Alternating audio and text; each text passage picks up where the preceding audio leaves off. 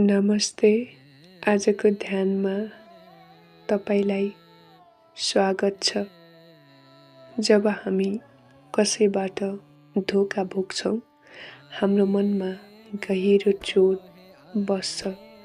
त्यो चोट केवल सम्बन्धको अन्त्य मात्र होइन, आत्मविश्वास, भरोसा र भोलिका सम्बन्धप्रतिको डर पनि साथमा ल्याउँछ।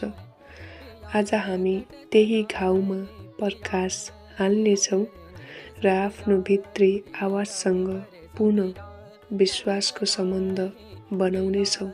बिस्तारै आँखा बन्द गर्नुहोस् र गहिरो सास लिनुहोस्। सास बिस्तारै लिनुहोस् र छोड्नुहोस्।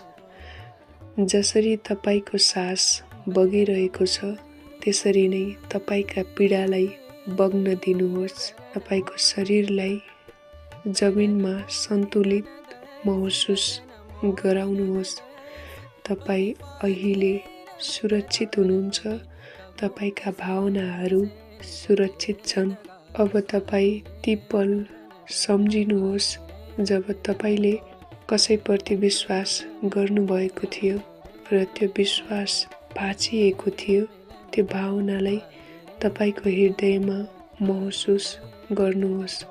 डर, रिस, असहजता वा शून्यता जे छ त्यसलाई नदबाएर स्वीकार गर्नुहोस्। यी सबै अनुभूतिहरू तपाईको उपचार यात्राको हिस्सा हुन्। कृपया आफैलाई भन्नुहोस्, म पीडित छैन, म एक सिक्ने आत्मा हुँ। म ती अनुभवहरूबाट शक्ति सङ्कलन गर्दैछु।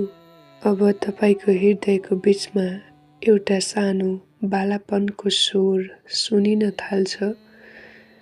त्यो तपाईको भित्री आवाज हो।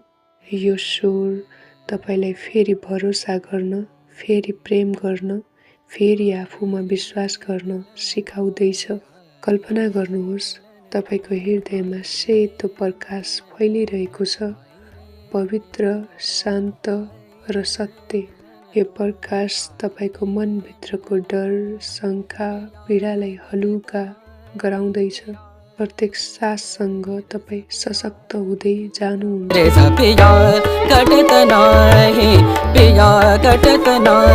तुम बिन रतिया करी आए रे मिलन तो, आए रे मिलन तो है।